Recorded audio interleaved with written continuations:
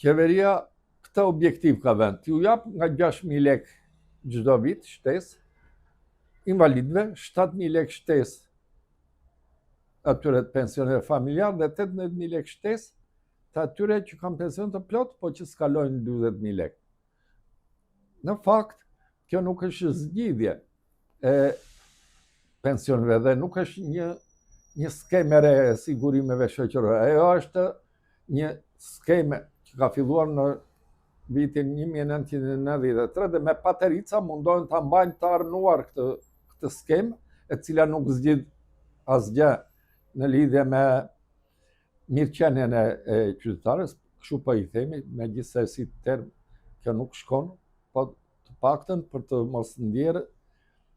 nga ana ekonomike të jenë disi të mbrojtur. Dhe për këtë ka vetëm një zgjidhje, nuk ka zgjidhje tjetër. Kushdo që të dalë nga ekspertët ose nga njerëzit politikanë që shprehen